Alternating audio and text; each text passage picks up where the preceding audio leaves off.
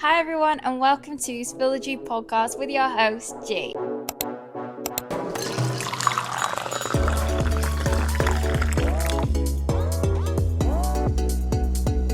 Guys, you won't believe the week that I've had.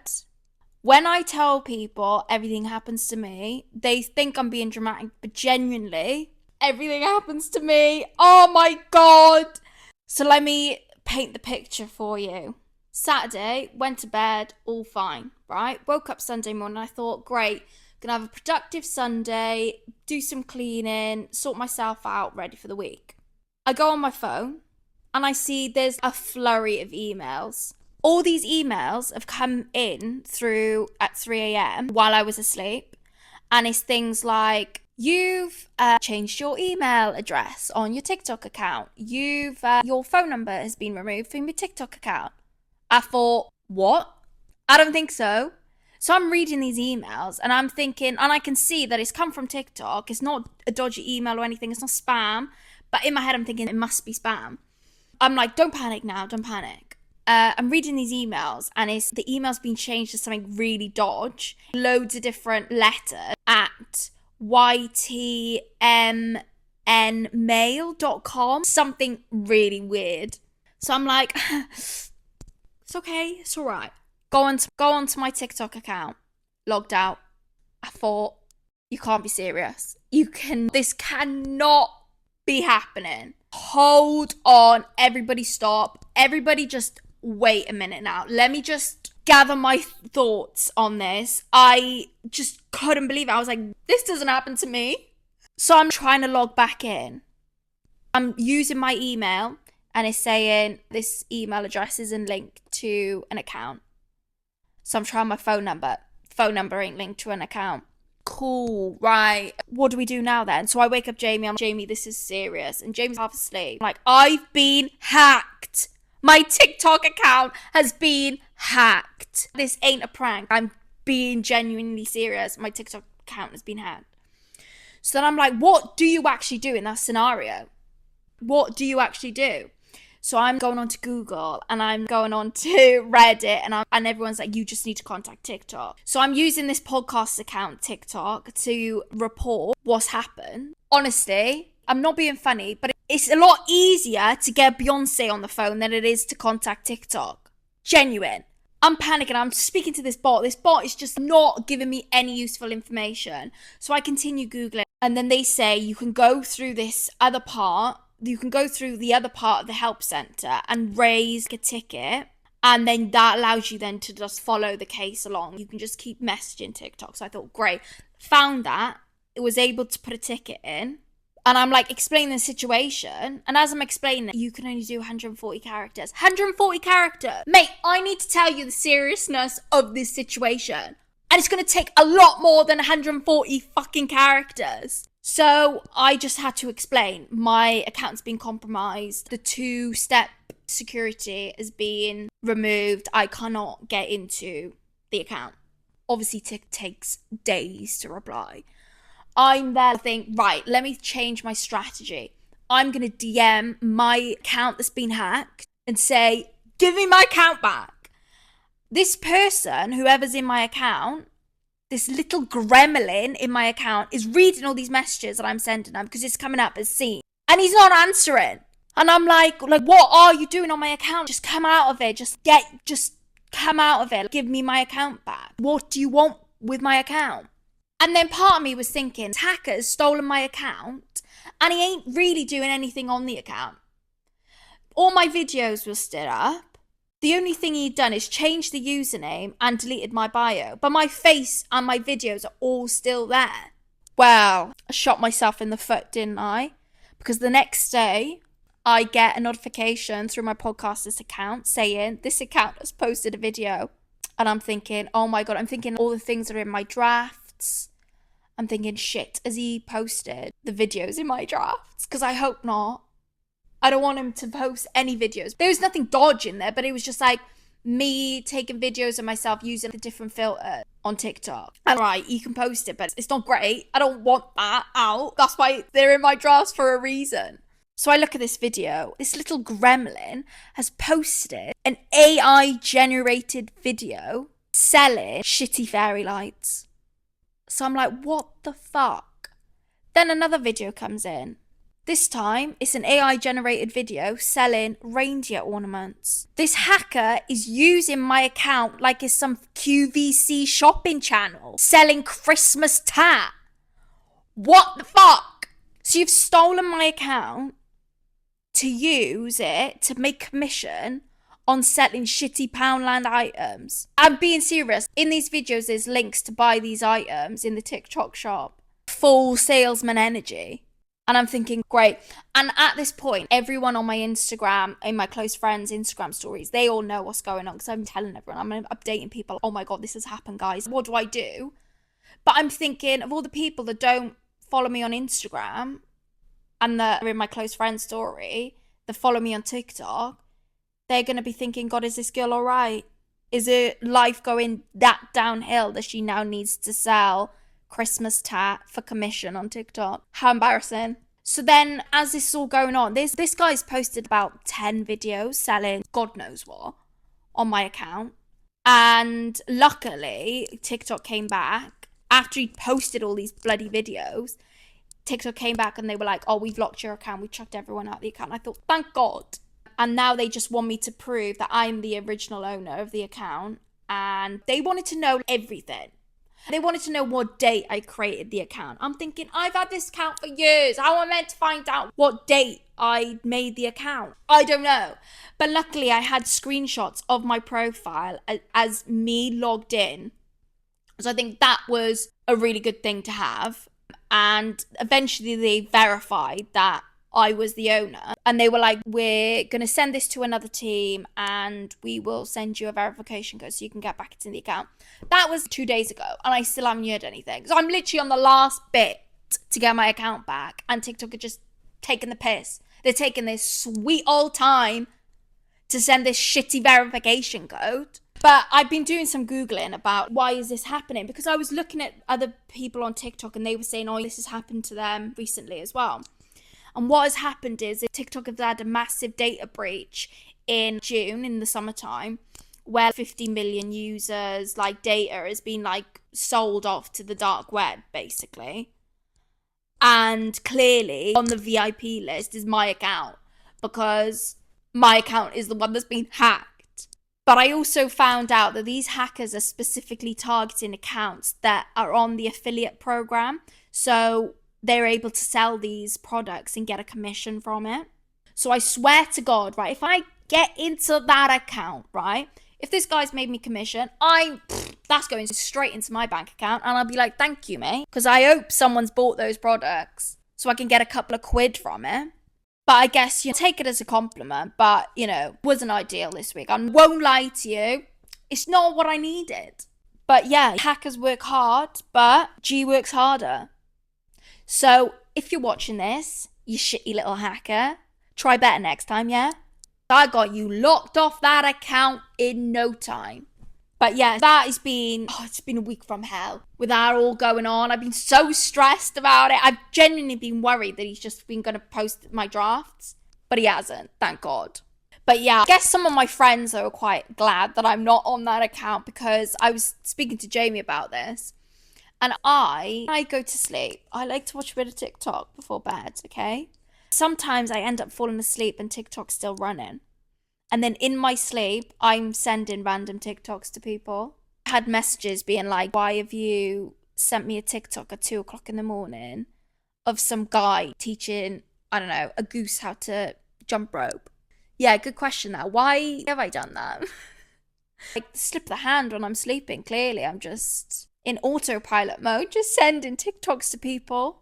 But the worst is when I'm watching a live stream.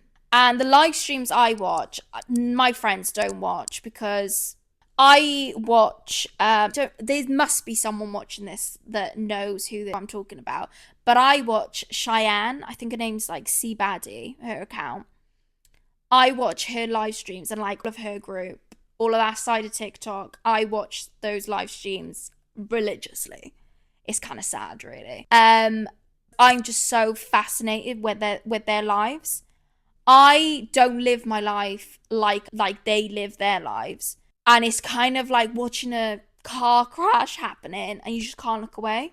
You've got Cheyenne like arguing with like her boyfriend, or they're like drinking on a Monday night, acting like fools.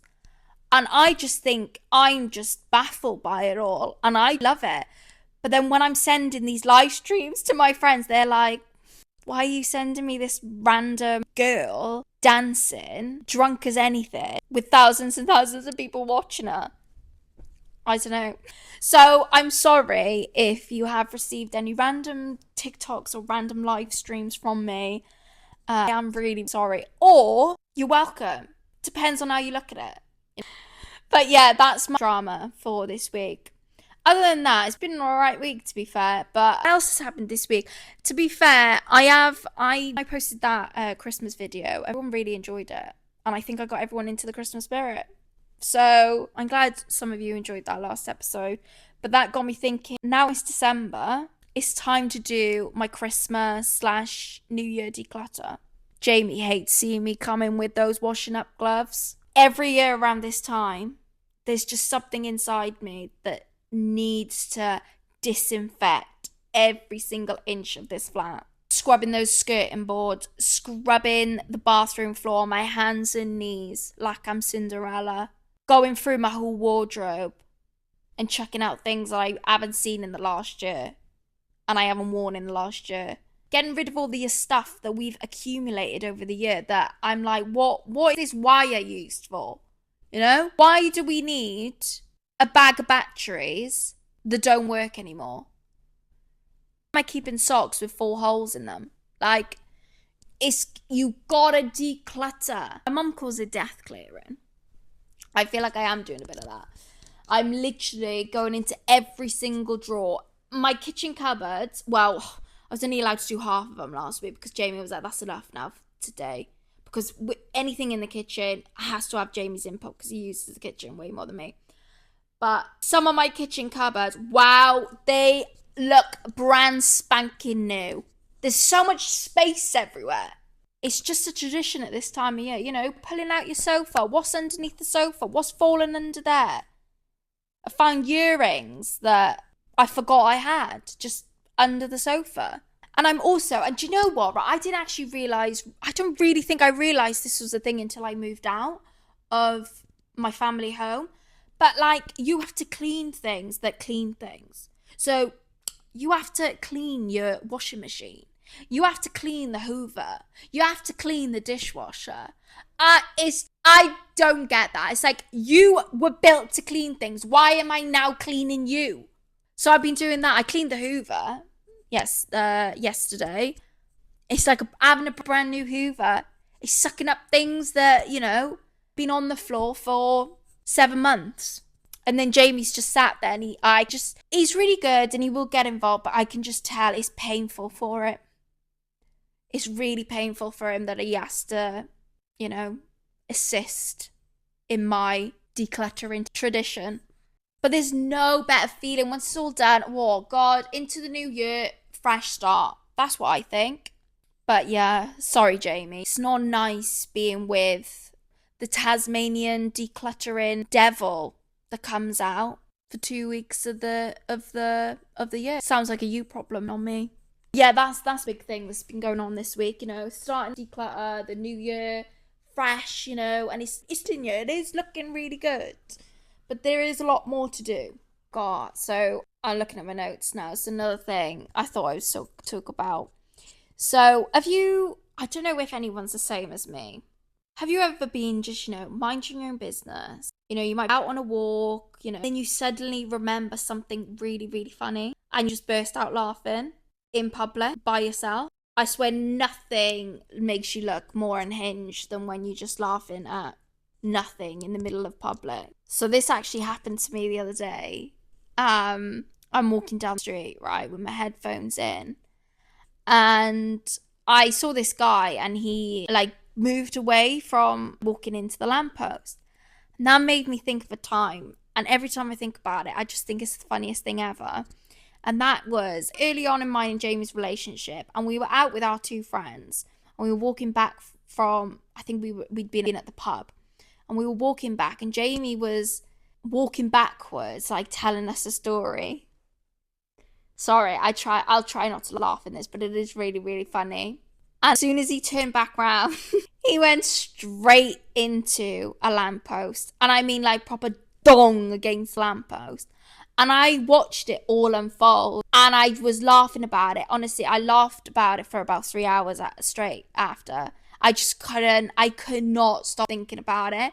And Jamie was so embarrassed and I was caressing, like I was on the floor crying. And our two friends we were with, they didn't see this happen, so they just didn't get it. And they were like, I think they thought I was really annoying at the end of the night because they were like, can you just stop laughing about it now?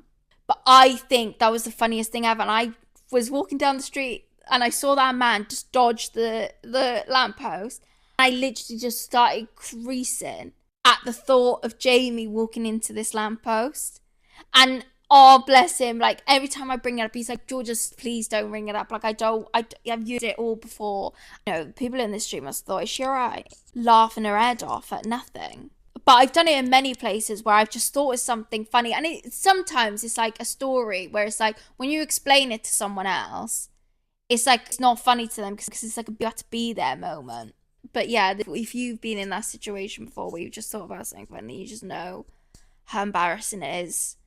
All right, and then the last story, I don't think I explained this in my episode where I talked about our Florence trip. And I witnessed a near-death experience.